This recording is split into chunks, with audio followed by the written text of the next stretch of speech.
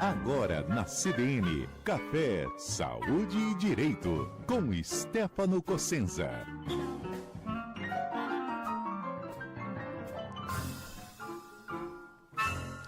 Em pleno feriado de 173 anos de Rio Preto, Stefano Cossenza está aqui comigo no estúdio. Tudo bem, Stefano? Bom dia. Bom dia, Carol. Carol, melhor que o feriado é só a tua presença e a presença do Mário.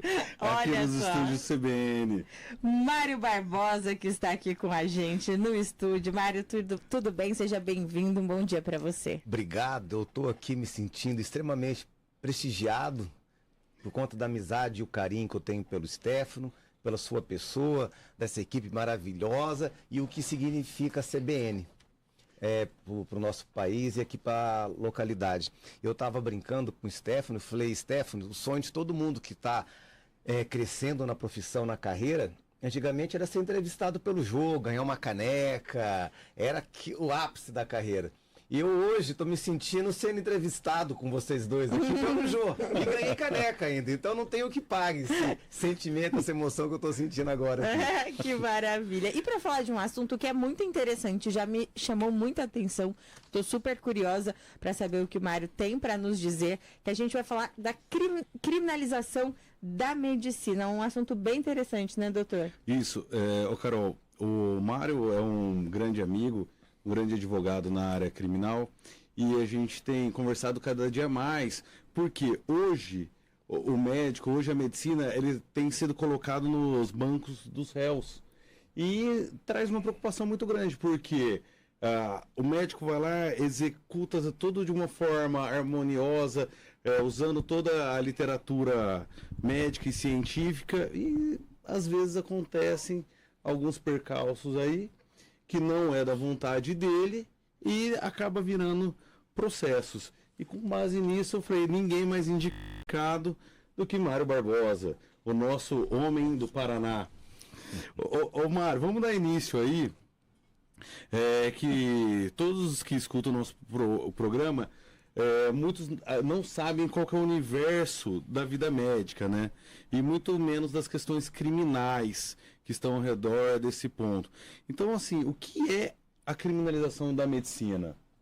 Olha, de uma maneira muito objetiva e simples, é pegar o ato médico e literalmente trazer ele para o campo da área do direito criminal. E isso ocorre em alguns crimes que podem ser realizados por ato pessoal do médico. Por exemplo, o homicídio culposo.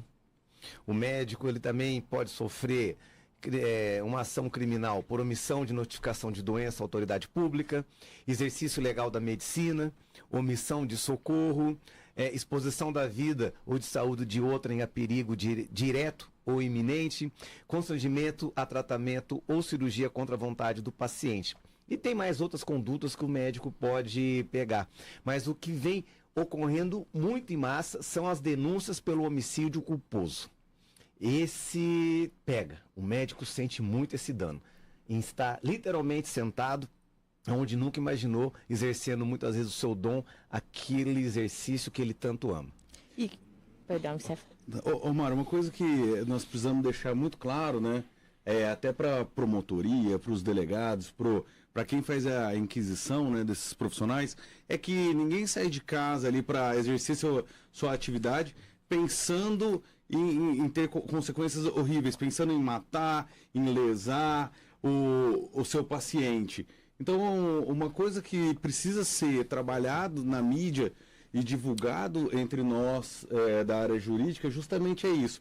O médico sai de casa para dar o seu melhor, para atender a população, e muitas vezes ele é julgado, ele é condenado até nas redes sociais antes mesmo de uma investigação clara daquilo que realmente aconteceu. Como que você vê essa questão dessa condenação em massa das mídias e dos meios de comunicação quando não exercem um papel sério na atividade jornalística? Esse é um problema que existe já há alguns anos no Brasil, e eu trago aqui daí a teoria do professor Zaffaroni, na qual ele intitula isso que você acabou de falar como a teoria do direito penal do inimigo, onde coloca essas pessoas num local aonde eles não deveriam estar. E a condenação mediática já chega com uma sentença, não tem contraditório, não tem ampla defesa e acaba se vendendo mais ou destruindo literalmente aquela pessoa que você não gosta muito. E para reconstituir tudo aquilo que já se passou é muito complexo. Certo. Ô, doutor, você citou que o homicídio culposo é algo que está preocupando bastante os médicos que se veem em uma situação, tendo que prestar esclarecimentos de algo que aconteceu. Mas quando que uma morte na medicina, numa mesa de cirurgia, se torna um homicídio culposo? Olha, eu vou trazer um exemplo prático para ser mais didático. Uma médica que eu atendi no município, numa cidade pequena, com nem 30, 40 mil habitantes, já tinha feito parto de uma mãe, 2, tudo certinho. No terceiro, ok. Só que a criança, depois de alguns dias, teve alguma intercorrência. E ela atendeu normalmente, estava muito congestionado. Ela falou, ó, mãe, vamos ministrar aqui esse remédio, vamos deixar aqui em repouso. Se tiver tudo bem, pode voltar para sua casa. Só que qualquer incidente, qualquer coisinha que agravar, você volta para cá. Certo. Foi dado alta naquele dia e ela voltou, só que era uma região rural, que o translado é um pouco mais dificultoso e um pouco mais moroso.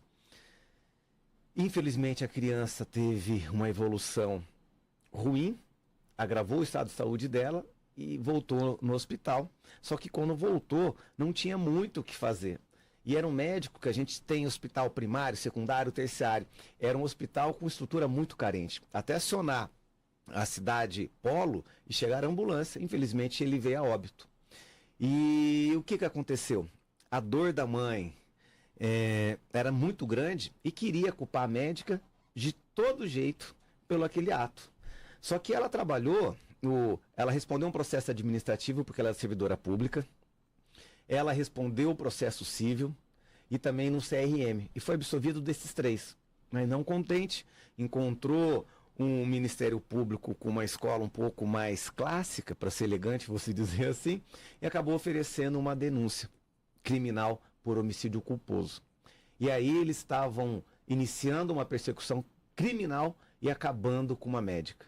Porque depois de mais de 6 anos de luta, ela foi absolvida, o Tribunal de Justiça manteve a absolvição, só que tudo que ela passou, ela não conseguiu tirar do seu coração. Então ela desistiu da medicina por conta desse fato. Ô Mário, uma questão muito interessante que você trouxe. Ficou claro? Ficou bem claro. Com o exemplo sempre fica mais claro, né? Até para quem está nos ouvindo, que não entende muito do assunto, conseguir compreender, porque realmente é muito triste ver isso acontecendo. A médica ali tentou fazer de tudo, mas tinha o hospital que era carente de estrutura, enfim, várias situações que levaram à morte desse menino, né? Isso mesmo, e esse é um grande problema nas nossas cidades vizinhas e nas cidades menores, quando o profissional da saúde não tem a estrutura e a promotoria acaba absorvendo como se fosse de um grande centro, e que na verdade não é. Então tem que ser muito analisado isso, né, Mário?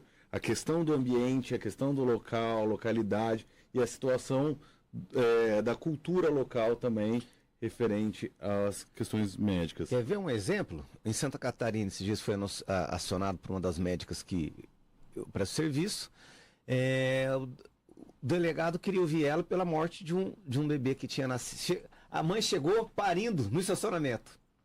Aí estavam e veio a óbito, infelizmente, a criança, o feto, não sobreviveu. Eles estavam querendo intitular para a equipe médica do plantão e do anterior, que tinha dado alta para ela anteriormente, por omissão de socorro e, quiçá, quem sabe, ainda não concluiu esse inquérito, por um homicídio culposo, por ter agido com negligência, imprudência ou imperícia. Mas veja, a médica nessa situação, ela ficou tão, assim, desambientada, porque não é o mundo dela, o direito criminal, que queria, de peito aberto, ir lá dar as explicações técnicas, porque ela tinha a convicção plena que ela não tinha feito nada de errado. Eu falei, stop, doutora, negativo. Ali a senhora não vai tomar um café, tem que tomar os cuidados devidos, porque a gente não sabe qual é a linha de atuação que está incutida naquelas autoridades. Aí consegui me habilitar, ouvi todos os demais profissionais que tinham sido ouvidos, inquiridos. Eu falei, ó, agora a senhora, conhecendo plenamente os fatos, pode ir lá dar sua declaração. E assim foi. E a sorte, eu acredito, desse inquérito é que vai ser arquivado. Oremos. Oremos. Ou choremos, né? Ô Mário, e como que um processo criminal, você acredita que ele influencia a tomada de decisão no ato médico, no ato do profissional? O profissional médico, profissional de enfermagem, o dentista, ele está ali, só que ele tem um medo ou de um processo civil e muito mais de um processo criminal. Como que isso tem influenciado negativamente no exercício profissional? Que pergunta maravilhosa, Stefano. Porque tem massacrado com o quê? Aquele cara que nasce com um dom para medicina e que muitas vezes todo aquele protocolo, toda aquela ciência formal que foi ensinada para ele, para aquele caso concreto, tem que ser dispensada e ele tem que seguir o instinto dele. Aí nessa hora que o instinto pode salvar o seu próximo, a vida humana, é que eles se deparam com o medo, o temor, e não avançam porque eles preferem ficar dentro da segurança técnica do que se aventurar em salvar a vida de alguém, por exemplo, com uma técnica que vai falar, olha, você foi curandeiro, você fez aí o que não devia. E pego, por exemplo, aquele caso que virou de conhecimento popular em todo o Brasil, que um cardiologista colocou acho que uma veia aorta, alguma coisa, com um super bonder. Isso, eu digo, é um ato de coragem, é um ato de quem tem um dom para medicina e vive para isso. Agora, se desse errado, todo mundo aplaudiu. Se desse errado, iria ter respondido por homicídio culposo e muitas vezes poderia ter sido condenado, porque onde já se viu arriscar a vida de um paciente com uma cola de super bonder. Uma coisa que eu sempre falo, o médico tem que ter um ato heróico, mas tem que tomar cuidado como será esse ato heróico, como que esse ato será visto para a população. E uma dica que eu sempre dou, sempre tem um advogado de confiança para ficar na tua retaguarda, tem um seguro de responsabilidade civil e que cubra o advogado em caso criminal. Porque você fazendo isso, você vai ter mais tranquilidade para tomar a tua decisão e ficar resguardado financeiramente pelo seguro e com o seu advogado. Então, isso ajuda trazendo tranquilidade para o profissional da saúde exercer suas atividades. E olha, acabei de trazer o primeiro exemplo meu, por um único ato médico, ela respondeu administrativamente, porque era servidora pública, respondeu civilmente pela reparação dos danos morais e afins, e respondeu no seu órgão correcional, que seria o Conselho Regional de Medicina, e também no Banco dos Réus, no criminal. Ou seja, um único ato pode ter reflexo em 4 searas do direito. Ô Mário, e essa questão de como que os médicos podem se proteger juridicamente? O que você observa, assim, que eles podem fazer, questão de prontuário? Porque uma vantagem do profissional da saúde é que antes dele ser acusado, ele já exercendo a sua atividade, ele pode fazer o prontuário, fazer devidamente preenchido, constituir provas no bom sentido, porque ele só está colocando ali no prontuário o que ele realmente fez. E muitos médicos ou demais profissionais de saúde deixam de fazer isso, e na hora que chega uma situação negativa, vem um problema para a gente resolver. Então, como que você orienta para esses médicos se protegerem juridicamente, administrativamente? No dia a dia, Stefano, eu percebo que pela correria diária, eles não se preocupam como deveriam se preocupar em preencher corretamente um prontuário médico, um termo de livre esclarecimento, para deixar claro ali e comprovado que todo o passo a passo do atendimento, desde a hora que chegou do hospital, se teve alguma intercorrência, se não teve, até a hora da alta. Tem que estar constando tudo, porque embora o prontuário seja um direito do paciente, hein, doutor Stefano, para nós é um meio de prova muito importante, porque o que não está no prontuário, logo não existe.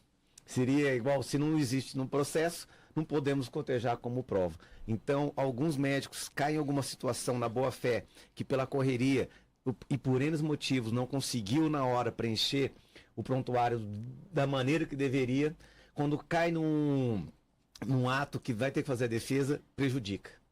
E como que fica o futuro da medicina com um aumento dessa criminalização dentro do setor? Cada vez mais técnica, cada vez mais burocrática e cada vez mais mecânica. É assim que eu vejo o futuro da medicina do Brasil, por conta desse olhar criminal, porque veja, eu sempre falo, o médico ele vai clinicar em nós, no corpo humano. E o advogado, a gente é os doutores da lei e médico da sociedade, doutor Stefano. Eu digo isso porque o direito penal ele só é avocado e só é trazido quando alguma coisa está errada. Infelizmente, o órgão de acusação, o Ministério Público, muitos advogados também, a magistratura, através de seus magistrados, não tem conhecimento técnico específico. Eu sou um dos poucos criminalistas especialistas no direito criminal penal, mas eu estou lá, fiz uma pós em direito médico, estou fazendo uma pós em gestão, estou para concluir lá na Fundação Dom Cabral, uma pós em gestão hospitalar, para compreender de fato como é que é a vida deles. Repara um fenômeno, hoje, quantos médicos não têm dupla formação? Medicina e direito, porque eles querem ter o olhar deles para o que eles vão fazer. Eles estão cansados de se verem subjugados, então eles vão lá para o banco da academia, vão estudar para não ser vítima do sistema. Ô Mário, e falando nisso, como que você vê o papel da perícia médica nos processos criminais?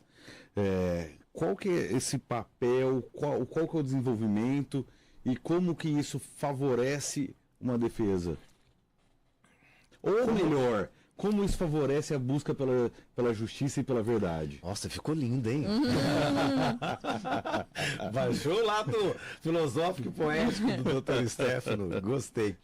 A perícia é um ponto nefrálgico, essencial. Eu falo a célula máter da defesa. Ou para a busca da verdade real e não processual. E a gente se depara que o perito, muitas vezes quando é assistente do Ministério Público, ele confunde o seu papel. Porque opinar, segundo a legislação vigente, se o médico ele agiu com negligência, imprudência ou imperícia, é só o CRM ou o Conselho Federal de Medicina. Não pode nenhum perito fazer isso, salvo se não for nomeado pelo juízo. Isso é a parte um pouquinho técnica. Aí me pergunta, cria-se um nível rico dentro do direito penal. Porque o que é o médico do Ministério Público? Ele não é indicado, nomeado pelo juízo, ele não é o perito do juízo e também não é do CRM ou do Conselho Federal de Medicina. Mas está lá opinando e dá um parecer na qual vai sustentar uma denúncia criminal. Aí, uma vez citado, o médico que lute para trazer a sua equipe de perícia, o juiz ter a sorte de um juiz nomear um perito bom também, para conseguir reverter aquela situação posta no papel inicial. Porque, veja, quando vem uma denúncia criminal, não tem contraditório. Então, é a opinião de uma pessoa só, que passa para alguém que também não entende nada de medicina e que acredita naquilo que está escrito e vai para frente. E existem muitos médicos, peritos, que, principalmente os do Ministério Público, né? Que buscam mesmo a condenação dos colegas. Eles não buscam a verdade real, a verdade material, nada disso. Eles buscam a condenação. Parece que é uma questão que eles têm orgulho de condenar. E na hora que você começa a trazer argumentos com assistência técnica, você vê que até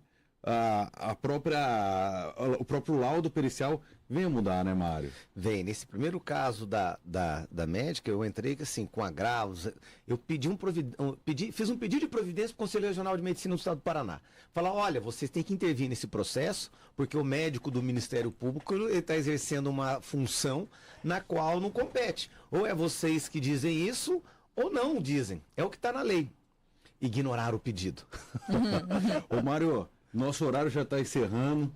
Rapidinho, eu só tenho que te agradecer essa presença ilustre. Muito obrigada. Em São José do Rio Preto, no nosso programa. Muito bom o tema, inclusive, muito interessante. Obrigada, viu, Mário?